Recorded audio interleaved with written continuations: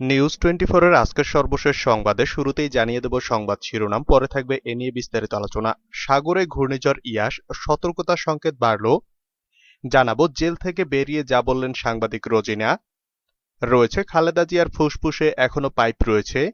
আরও জানাবো সাংবাদিক রোজিনার রায় ফরমাইশি মন্তব্য মির্জা ফখরুলের। থাকছে স্বাধীন বিচার বিভাগকে বিএনপি হেয় করছে মন্তব্য ওবায়দুল কাদেরের। আরও জানাবো জুলাইয়ের মাঝামাঝি 4 আসনে উপনির্বাচন। থাকছে উপনির্বাচনে অংশ নেবে না বিএনপি। রয়েছে হেরে গিয়ে বিএনপি ভোটে অংশগ্রহণের আগ্রহ হারিয়ে ফেলেছে মন্তব্য ওবায়দুল কাদেরের। এবং সবশেষে জানাবো শাহেদের জামিন আবেদন খারিজ। পুরো খবর পেতে ভিডিওটি শেষ পর্যন্ত দেখুন। সর্বশেষ সংবাদ পেতে চ্যানেলটি সাবস্ক্রাইব করুন। এবার বিস্তারিত। সাগরে ঘূর্ণিঝড় ইয়াস, সতর্কতা সংকেত বাড়ল। পূর্ব মধ্য বঙ্গোপসাগর ও তৎসংলগ্ন এলাকায় অবস্থানরত গভীর নিম্নচাপটি উত্তর পশ্চিম দিকে অগ্রসর ও ঘনীভূত হয়ে ঘূর্ণিঝড় ইয়াসে পরিণত হয়েছে এবং একই এলাকায় অবস্থান করছে।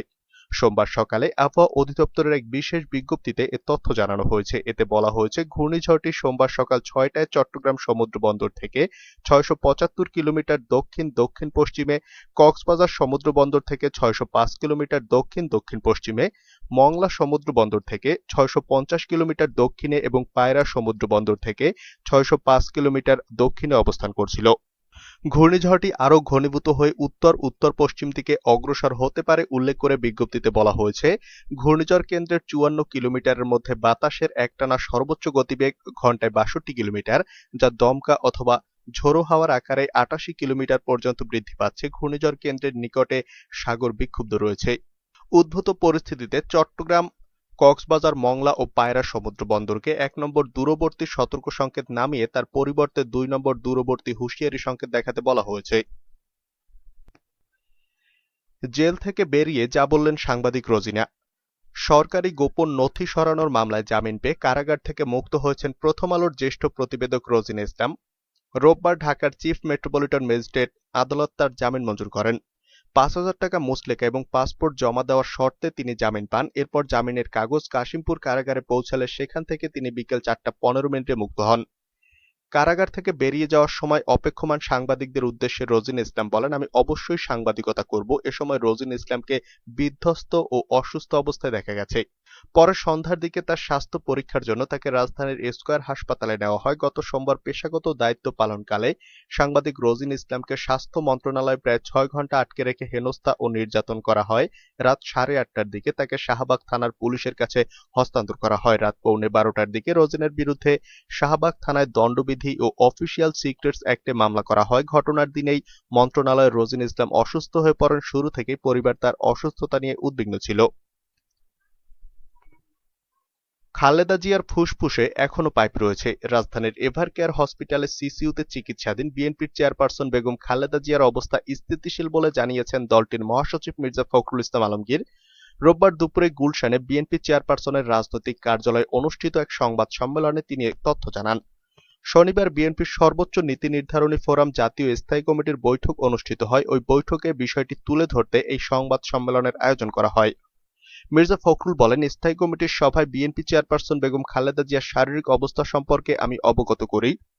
বেগম খালেদা জিয়ার অবস্থা একই রকম আছে, স্থিতিশীল। তিনি সিসিইউতে চিকিৎসাধীন রয়েছেন। সিসিইউ থেকে বের হতে পারছেন না, চিকিৎসকরা অ্যালাউ করছেন না। তার ফুসফুসে এখনো পাইপ রয়েছে। সাংবাদিক রোজিনার রায় ফরমাইশি বললেন মির্জা ফখরুল। বিএনপি মহাসচিব মির্জা ফখরুল ইসলাম আলমগীর বলেছেন, অফিসিয়াল সিক্রেটস আইনের মামলায় সাংবাদিক রোজিনা ইসলামের জামিনের রায় ফরমাইশি। সরকারের ইঙ্গিতে এখন বিচার ব্যবস্থা চলছে। বিচার ব্যবস্থা এখানে কোন জায়গায় গিয়ে পৌঁছেছে যে ব্রিটিশ আমলের আইন তারা নিয়ে এসে প্রয়োগ করছে। এটাতে জামিনযোগ্য সেকশন আছে, সেখানে তো আপনি জামিন দিচ্ছেন না, একদিন করে পেছাচ্ছেন। গতকাল রবিবার গুলশানে চেয়ারপারসনের কার্যালয়ে এক সংবাদ সম্মেলনে তিনি একথা বলেন। ফখরুল বলেন, কার কাছ থেকে নির্দেশ আসে তার জন্য অপেক্ষা করতে করতে আপনি জামিন দিলেন এই শর্তে যে বিদেশে যেতে পারবেন এবং 5,000 টাকা জামানত। কেন বিদেশে যেতে পারবে না? এই রায় অবশ্যই ফরমাইশি রায় বলে আমরা মনে করি। সাংবাদিকদের বর্তমান অনৈক্যের প্রসঙ্গ টেনে বিএনপি মহাসচিব বলেন, আমি আগেও বলেছি, আজকেও বলছি, আপনাদের দুর্বলতার জন্য এগুলো হচ্ছে। You are not united. আপনারা আপনাদের নিজেদের স্বার্থ সংরক্ষণ করতে পারছেন না। আপনারা আগে যেভাবে নিজেদের স্বার্থের জন্য দাঁড়াতেন, সেই স্বার্থের জন্য আজকে আপনারা ইউনাইটেডলি দাঁড়াতে পারেন না। মির্জা ফখরুল বলেন, এখন বিচার ব্যবস্থা সরকার কি বলে না বলে তার উপর নির্ভর করে। আমরা এই কথা বহুবার বলেছি যে সরকারের ইঙ্গিতে এখন বিচার ব্যবস্থা চলছে।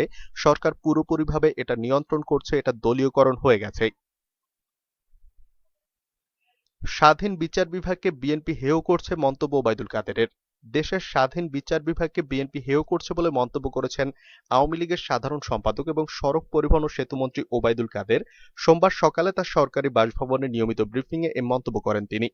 সাংবাদিক রোজিন ইসলামের জামিনের বিষয়টিকে ফরমাইশি রায় বলে বিএনপি মহাসচিবের স্বভাবসুলভ নেতিবাচক বক্তব্য প্রসঙ্গে ওবায়দুল কাদের জানতে চান, কে ফরমাইশ দিয়েছে, কোথা থেকে দিয়েছে। তিনি মির্জা ফখরুলের কাছে কোনো সুনির্দিষ্ট তথ্য আছে কিনা তাও জানতে চান। এ ধরনের কাল্পনিক অভিযোগ শুধু বিএনপিকেই প্রশ্নবিদ্ধ করছে না, দেশের স্বাধীন বিচার বিভাগকেও বিএনপি হেয় করছে বলে মনে করেন ওবায়দুল কাদের। তিনি জানান, বিএনপির অপরাজনীতি আর মিথ্যাচার ছিল এতদিন সরকারের বিরুদ্ধে, এখন আদালতের বিরুদ্ধে তারা বক্তব্য দিচ্ছে যা প্রকারান্তরে আদালত অবমাননার শামিল। সাম্প্রতিক সব নির্বাচনে পরাজিত হয়ে বিএনপি এখন নির্বাচনে অংশগ্রহণের আগ্রহ হারিয়ে ফেলেছে বলে মন্তব্য করেছেন আওয়ামী লীগের সাধারণ সম্পাদক ওবায়দুল কাদের। দেশের নির্বাচন ব্যবস্থা নাকি সম্পূর্ণ ভেঙে পড়েছে। বিএনপি মহাসচিবের এমন বক্তব্য প্রসঙ্গে আওয়ামী লীগের সাধারণ সম্পাদক বলেন, দেশের নির্বাচন ব্যবস্থা নয়, ভেঙে পড়েছে বিএনপি। আন্দোলনীয় নির্বাচনে ব্যর্থ হয়ে বিএনপি এখন সরকার এবং নির্বাচন কমিশনের উপর দায় চাপাচ্ছে উল্লেখ করে ওবায়দুল কাদের বলেন, নির্বাচন কমিশন একটি সাংবিধানিক প্রতিষ্ঠান এবং এই প্রতিষ্ঠান এখন স্বাধীন কর্তৃত্বপূর্ণ ভূমিকা পালন করছে। ওবায়দুল কাদের বলেন, বিএনপির নির্বাচনে আসে নির্বাচন কমিশন ও নির্বাচন ব্যবস্থাকে প্রশ্নবিদ্ধ করতে।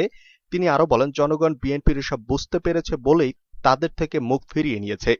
বিএনপির কারচুপি যে অতীত ইতিহাস, সেই রেকর্ড কেউ ভাঙতে পারবে না মন্তব্য করে আওয়ামী লীগের সাধারণ সম্পাদক বলেন, তারাই এখন নির্বাচন ব্যবস্থা নিয়ে প্রশ্ন তুলছে। পাসপোর্ট একান্তই একটি ট্রাভেল ডকুমেন্ট এবং অন্য কিছু নয়। এটি ফরেন পলিসি বা ভূ রাজনৈতিক বই নয়। পাসপোর্টের সাথে বিশ্ব রাজনীতির কোনো সম্পর্ক নেই। বিশ্বব্যাপী এখন ই পাসপোর্ট সমাদৃত। পাসপোর্ট এবং বৈদেশিক সম্পর্ক নিয়ে মির্জা ফখরুল হঠাৎ এরূপ কাল্পনিক মনগড়া অভিযোগ কেন করেছেন সেটা বোধগম্য নয় জানিয়ে আওয়ামী লীগের সাধারণ সম্পাদক মির্জা ফখরুলের এই মন্তব্যের পেছনে কোনো দূরভিসন্ধি থাকতে পারে বলে অনেকেই মনে করছেন বলেও জানান। জুলাইয়ের মাঝামাঝি ৪ আসনে উপনির্বাচন। আগামী জুলাই মাসের মাঝামাঝি সময়ে শূন্য হওয়া ৪ আসনে উপনির্বাচন অনুষ্ঠিত হবে বলে জানিয়েছেন নির্বাচন কমিশনের সচিব মোহাম্মদ হুমায়ুন কবির খন্দকার। সোমবার দুপুরে নির্বাচন কমিশন ভবনে আয়োজিত সংবাদ সম্মেলনে তিনি গণমাধ্যমকে তথ্য জানান। তিনি বলেন, করোনার বর্তমান ভয়ানক পরিস্থিতি অব্যাহত থাকলেও সাংবিধানিক বাধ্যবাধকতার কারণে মধ্য জুলাইয়ে নির্বাচন সম্পন্ন করতে হবে। ৪ আসনের নির্বাচনের নির্ধারিত তারিখ ২ জুনের কমিশন সভায় নির্ধারণ করা হবে। এর আগে গত ১৯ মে কমিশনের ৭৯তম বৈঠক শেষে তিনি জানান, লক্ষ্মীপুর ২, সিলেট ৩, ঢাকা ১৪ এবং কুমিল্লা ৫ আলোচনা হয়েছে। লকডাউন চলার কারণে সময়সূচি ঘোষণা করা হয়নি। ২৪ মে পরবর্তী সভা অনুষ্ঠিত হবে। ওই বৈঠকে এসব তারিখ ঠিক করা হবে। লক্ষ্মীপুর ২ আসনের উপনির্বাচনের তফসিল আগেই ঘোষণা হয়েছিল। গত ১১ এপ্রিল এ আসনের উপনির্বাচনের কথা থাকলেও করোনার সংক্রমণ বেড়ে যাওয়ায় তা স্থগিত করা হয়। ফলে নতুন করে লক্ষ্মীপুর ২ আসনের তফসিল ঘোষণার প্রয়োজন পড়বে না। এই আসনের কেবল ভোটের তারিখ ঘোষণা করতে হবে। এছাড়া অন্য ৩ আসনের উপনির্বাচনের তফসিল ঘোষণা করতে হবে। উপনির্বাচনে অংশ নেবে না বিএনপি। দেশের নির্বাচন ব্যবস্থা ভেঙে পড়ার অভিযোগ তুলে আসন্ন উপনির্বাচনে অংশ না নেওয়ার সিদ্ধান্ত নিয়েছে বিএনপি। রোববার গুলশানের চেয়ারপারসনের কার্যালয়ে এক সংবাদ সম্মেলনে এ সিদ্ধান্তের কথা জানান দলের মহাসচিব মির্জা ফখরুল ইসলাম আলমগীর। তিনি বলেন, শনিবার বিএনপির স্থায়ী কমিটির ভার্চুয়াল সভা অনুষ্ঠিত হয়েছে। বৈঠকে সিদ্ধান্ত হয়েছে, দেশের নির্বাচন ব্যবস্থা ভেঙে পড়া এবং এ নির্বাচন কমিশনের অযোগ্যতা ও প্রতিটি নির্বাচনে সরকারের নগ্ন হস্তক্ষেপের কারণে আগামীতে লক্ষ্মীপুর ২, সিলেট ৩, ঢাকা ১৪ ও কুমিল্লা ৫ আসনের উপনির্বাচনে অংশগ্রহণ করবে না বিএনপি। শাহেদের জামিন আবেদন খারিজ। রিজেন্ট গ্রুপ ও রিজেন্ট হাসপাতাল লিমিটেডের চেয়ারম্যান মোহাম্মদ শাহেদ করিমের জামিন আবেদন খারিজ করেছেন হাইকোর্ট। সোমবার তার জামিন আবেদন শুনানি নিয়ে বিচারপতি এম এনায়েতুর রহিম ও বিচারপতি সরদার মোহাম্মদ রাশেদ জাহাঙ্গীরের সমন্বয়ে গঠিত হাইকোর্ট বেঞ্চ এ আদেশ দেন। শাহেদের পক্ষে আদালতে শুনানি করেন অ্যাডভোকেট ফজলুর রহমান। দুদকের পক্ষে ছিলেন অ্যাডভোকেট মোহাম্মদ খুরশিদ আলম খান। বহুমুখী প্রতারক মাফিয়া শাহেদ করিমের করোনাকালীন রিজেন্ট হাসপাতালের অভিনব প্রতারণার ঘটনা ফাঁস হওয়ার পর গত ৭ জুলাই অভিযান চালায় র্যাবের ভ্রাম্যমাণ আদালত।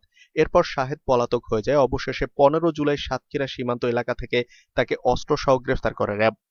ইতোমধ্যে গত ২৮ সেপ্টেম্বর অস্ত্র মামলায় শাহেদের যাবজ্জীবন সাজা হয়েছে। তার বিরুদ্ধে ঢাকা, চট্টগ্রাম, যশোর, সিলেট ও সাতক্ষীরায় একাধিক মামলা বিচারাধীন।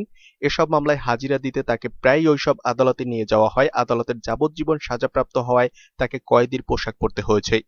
কারা সূত্রে জানা যায়, সাধারণ সেলের একটি কক্ষে শাহেদকে একাই রাখা হয়েছে যেন অন্য কোনো বন্দীর সঙ্গে দেখা বা আলাপ আলোচনা না করতে পারে, সেজন্য কঠোর নজরদারির মধ্যে রাখা হয়। অন্য সাধারণ কয়েদির মতো তার জন্য সকালের নাস্তা, গুড়, হালুয়া ও রুটি দেওয়া হয়। স্বাভাবিক নিয়মে দুপুরে মাছ ও রাতে মাংস বরাদ্দ করা হয়। কারা সেলের মধ্যে একা একাই কখনো গান গেয়ে ওঠেন শাহেদ। সেলের লোহার রড ধরে দূর আকাশের দিকে তাকিয়ে থাকেন। ছোট্ট ছেলের মধ্যে তার সম্বল একটা কম্বল, প্লেট ও একটি বাটি। তবে অসুস্থতার কারণ দেখে একটি ছোট বালিশ তিনি চেয়ে নিয়েছেন। এই নিয়ে তার কারাবন্দী জীবন কাটছে। করোনার চিকিৎসার নামে প্রতারণা ও জালিয়াতির অভিযোগে ২০২০ সালের ১৫ জুলাই সাতক্ষীরা সীমান্তবর্তী এলাকা থেকে শাহেদকে গ্রেফতার করে র‍্যাব। পরে ২৫ আগস্ট তার বিরুদ্ধে রাজধানীর উত্তরা পশ্চিম থানায় অর্থ পাচারের অভিযোগে মামলা করেন সিআইডির পরিদর্শক ইব্রাহিম হোসেন। সার্টিফিকেট জাল করা শাহেদের বিরুদ্ধে এখন পর্যন্ত অর্ধশতাধিক মামলা রয়েছে। ১০ বছর আগের একটি মামলায় ঢাকার আদালত তাকে ৬ মাসের কারাদণ্ড দেয়। একই সঙ্গে তাকে ৫৩ লাখ টাকা অর্থদণ্ডে দণ্ডিত করেছিলেন। সেই মামলায় শাহেদ কখনোই গ্রেফতার হননি। আরেকটি মামলায় ২০০৯ সালে শাহেদ গ্রেফতার হয়ে কিছুদিন কারাগারে ছিলেন। পরে জামিনে ছাড়া পান। বর্তমানে শাহেদ কারান্তরীণ রয়েছে। তার বিরুদ্ধে ভুক্তভোগী একাধিক ব্যক্তি মামলা দায়ের করেছেন।